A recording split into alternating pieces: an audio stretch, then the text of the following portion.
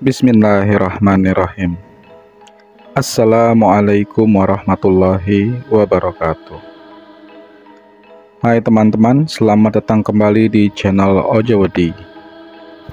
Terima kasih kepada teman-teman yang sudah mau mendengarkan cerita-cerita di channel Ojawedi. Dan terima kasih juga buat teman-teman yang telah mensupport channel Ojawedi agar makin berkembang dan bisa menghibur teman-teman yang lain. Baiklah teman-teman, jika kalian sudah siap, selamat mendengarkan. Saya menyerahkan istri saya untuk disetubuhi jin, dan anak-anak saya dijadikan tumbal, mulai dari matanya saya congkel.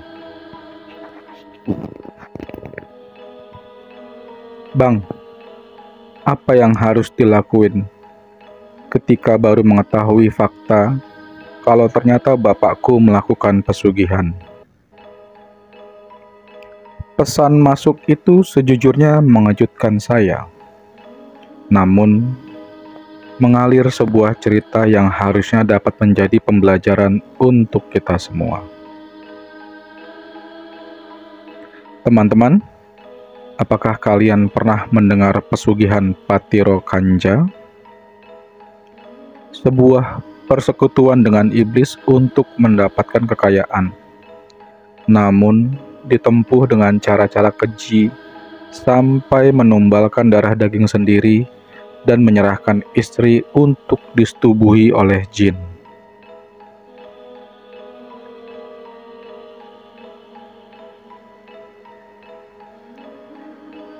Mari kita mulai ceritanya teman-teman. Panggil aja aku Rini.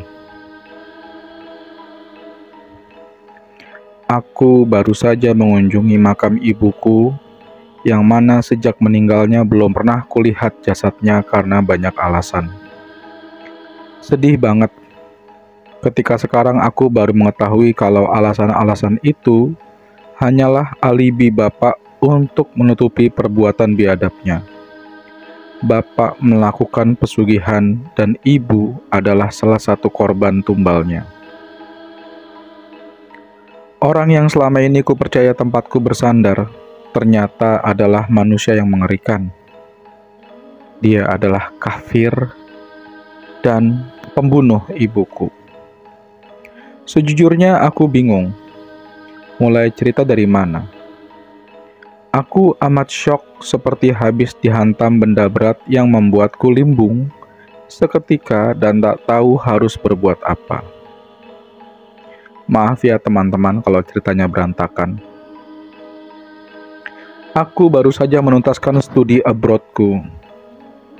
Tak pernah terfikir sebelumnya bahwa bocah kampung sepertiku yang berasal dari pedalaman Sulawesi bisa melanjutkan pendidikan sampai ke negeri orang. Privilege? Kuakui iya. Aku kuliah dengan biaya sendiri karena ekonomi bapak saat itu sedang menanjak. Sebelumnya aku pulang ke Indonesia bukannya tanpa kabar. Tetapi belakangan ini bapak memang sulit sekali dihubungi. Kabar terakhir yang kutahu pun bapak sedang sakit-sakitan.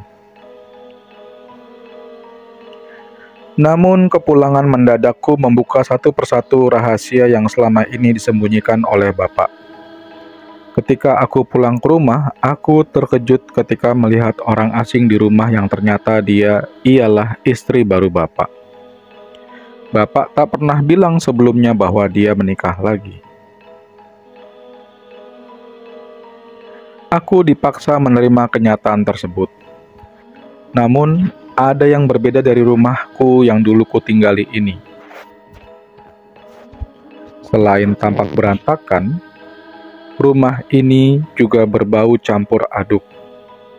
Aroma dupa menyengat bercampur dengan bau amin yang tak ketahui bersumber dari mana. Bau amis. Oh iya, rumah tempatku tinggal memiliki halaman pekarangan yang luas dan berada di daerah perbukitan yang bahkan jaringan sinyal pun sulit. Jarak antar rumah cukup jauh. Lebih dulu dilewati petak-petakan kebun, baru kemudian rumah lagi. Hanya sedikit rumah yang saling berdempetan. Hawa rumahku aneh, kadang pengap, kadang dingin. Tapi bau-bau amis itu selalu ada seolah melekat pada lantai. Padahal sudah berkali-kali kupel, namun cairan pewangi itu sepertinya kalah dengan bau amisnya. Dan baunya itu tetap menempel, tidak bisa hilang. Entah penciumanku yang salah atau bukan. Tapi semakin aku pel, bau amis itu semakin menguat. Namun anehnya, bapak dan istri barunya mengaku tidak mencium bau-bau itu.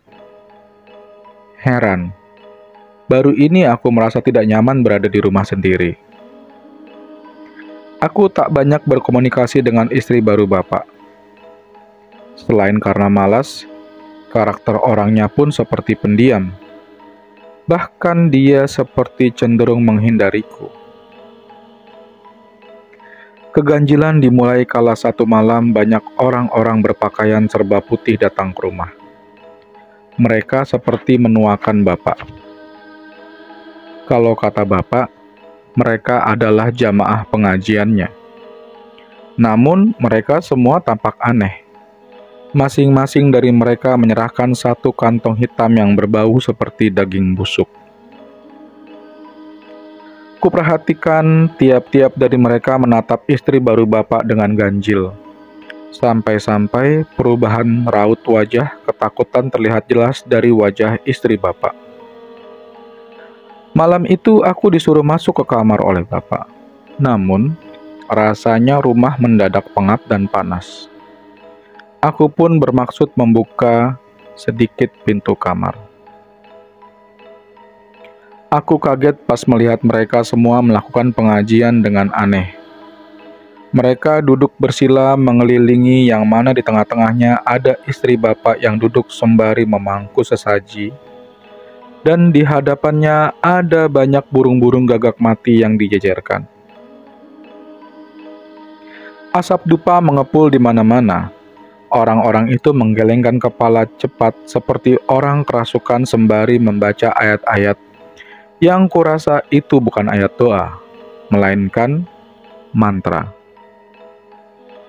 Yang paling mengejutkan ialah ketika mereka semua masing-masing memakan bangkai burung gagak yang masih utuh. Termasuk bapak dan istrinya yang memakan paling banyak sembari menangis seperti terpaksa. Mengingat kejadian itu, aku masih merasa mual. Sejak saat itu, aku merasa ada yang tak beres dengan bapak dan rumah itu. Aku takut dan benar-benar gak berani keluar kamar. Sepanjang malam aku gak bisa tidur.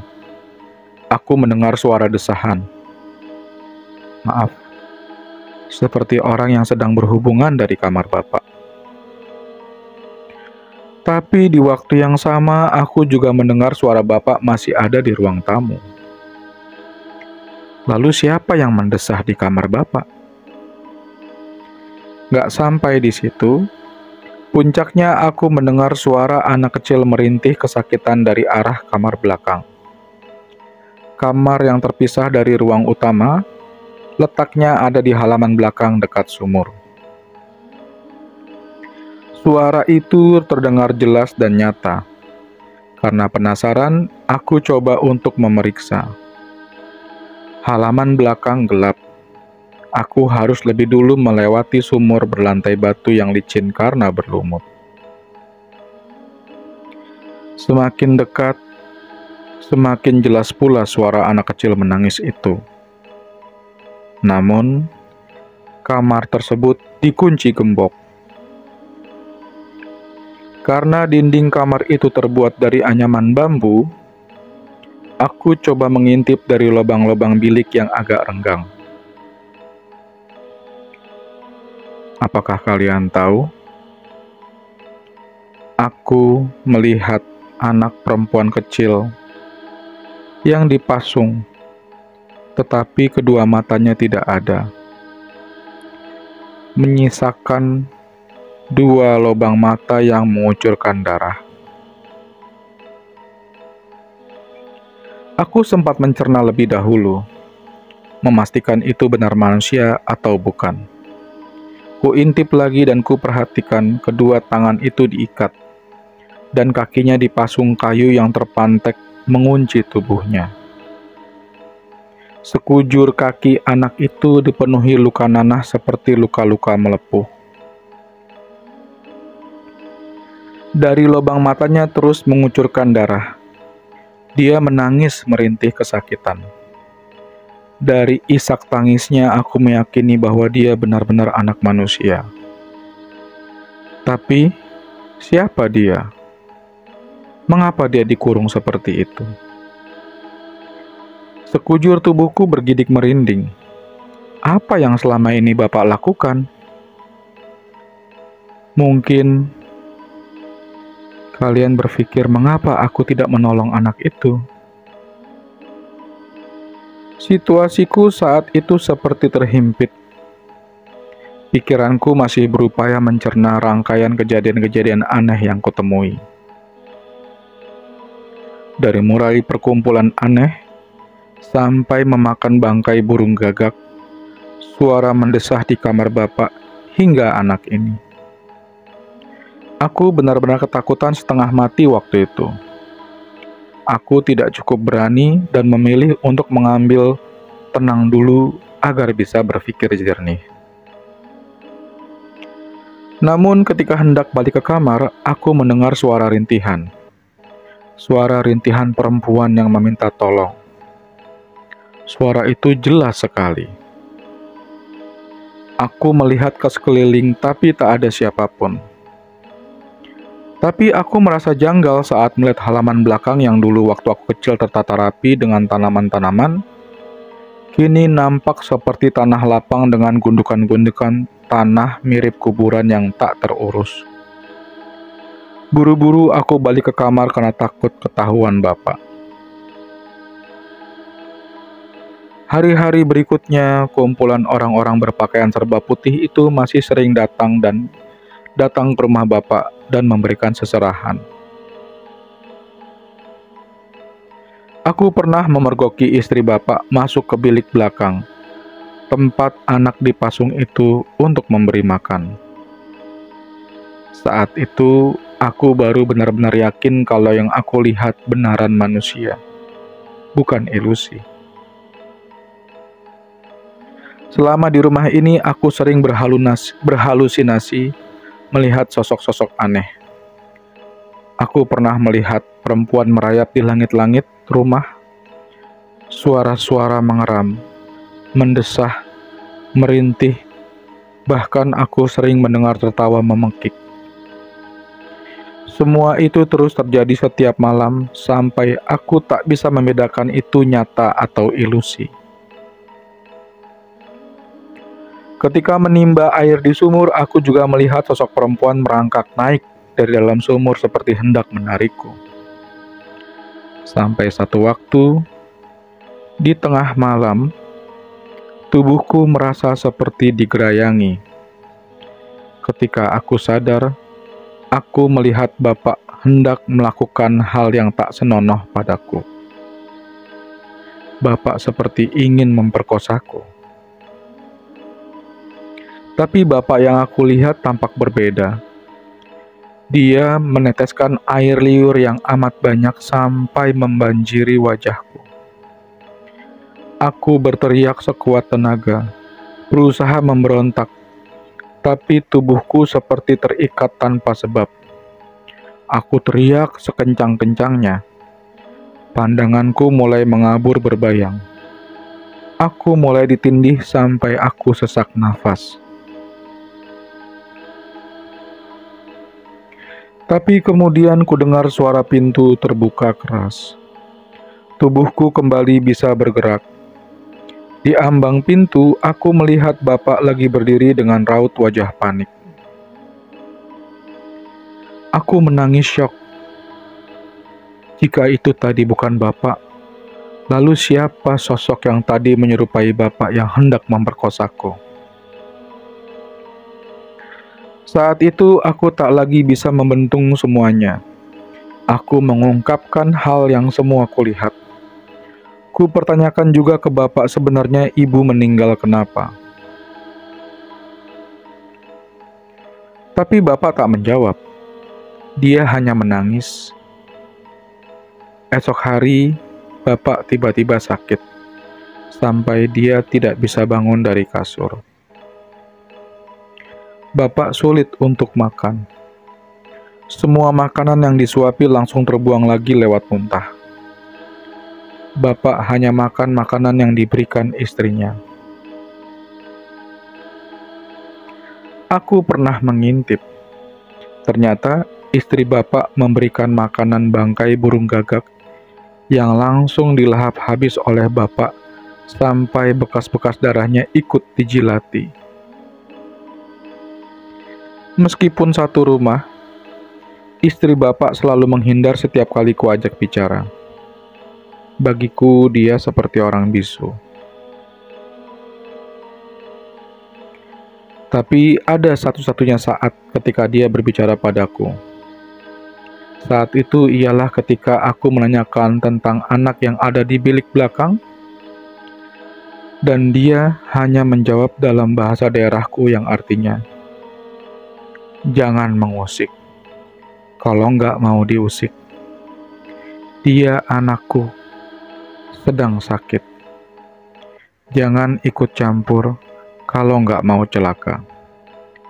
Ucap istri Bapak lalu berlalu begitu saja. Aku betul-betul nggak mengerti sama semua ini. Kian hari tubuh Bapak kian mengurus. Ketika sedang berusaha menyuapi Bapak bubur, aku memberanikan diri untuk bertanya, "Pak, Ibu sebenarnya meninggal kenapa?" Jawab pertanyaan ini dengan jujur, Pak. Anak di bilik belakang itu siapa? Orang-orang yang suka datang ke rumah ini siapa? Dan ada apa dengan rumah ini, Pak? Lagi-lagi Bapak menangis. Tetapi kali ini dia menjawab pertanyaanku dengan hal yang paling kutakutkan. Bapak menjawab, "Ibumu meninggal karena Bapak, Nak." Bapak muja, Nak. Anak itu anak tiri Bapak. Bapak harus terus menikah lagi, lalu menumbalkan mereka, dan menyerahkan istri-istri Bapak ke makhluk itu, agar Bapak terisak, tubuh rentanya gemetar. Agar kita selamat, agar kamu tidak menjadi tumbal dia. Lanjut Bapak. Dugaan terburuk yang ada di kepalaku terbukti benar. Jadi ibu meninggal, jadi tumbal, Pak? Bapak nggak sangka semua jadi seperti ini. Kamu seharusnya nggak pulang. Biar Bapak yang menyelesaikan ini. Malam itu menjadi mimpi buruk yang kuharapkan segera bangun. Aku masih nggak bisa menerima kenyataan semua ini. Aku nggak tahu lagi harus berbuat apa setelah mengetahui semua ini sekarang. Anak yang kulihat di bilik belakang itu ternyata saudara tiriku yang dipersiapkan untuk tumbal. Matanya bolong karena dicongkel dengan jari Bapak sendiri. Dan satu lagi, gundukan-gundukan tanah di halaman belakang itu ternyata adalah kuburan tumbal-tumbal yang gak lain ialah saudara-saudara tiriku dan istri-istri Bapak sebelumnya. Di sini, di kuburan ibu. Rasanya aku ingin menyalahkan ibu. Kenapa ibu membiarkan bapak bersekutu dengan setan? Dunia yang kubangun hancur seketika di kepalaku saat ini. Apa sebaiknya aku menyusul ibu saja?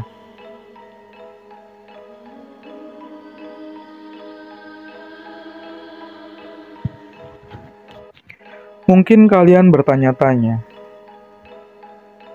apa praktek pesugihan sekeji itu masih ada di dunia nyata saat ini? Di dunia yang modern ini, yang serba internet ini? Jawabannya ada. Pesugihannya itu bernama Patirokanja. Dan pesugihan itu banyak diikuti oleh orang-orang di daerah asalnya. Sehingga pesugihan itu lebih tepat jika disebut sebagai sekte sesat.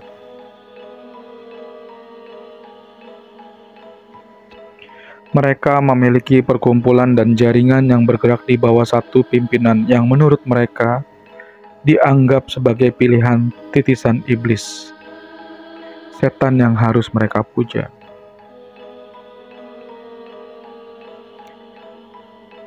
Bagi teman-teman yang tinggal di dataran Sulawesi, mungkin teman-teman tidak asing dengan Patirokanja. Terima kasih teman-teman telah mendengarkan cerita-cerita di channel Ojowedi. Jika teman-teman suka dengan cerita-cerita di channel Ojowedi, silakan diklik tombol subscribe dan tombol loncengnya, agar teman-teman terus terupdate dengan cerita-cerita terbaru. Jika teman-teman ingin membagi pengalaman mendengarkan cerita-cerita di channel Ojowedi kepada teman-teman yang lain, silakan diklik tombol share-nya dan bagikan kepada teman-teman yang lain. Terima kasih teman-teman. Wassalamualaikum warahmatullahi wabarakatuh.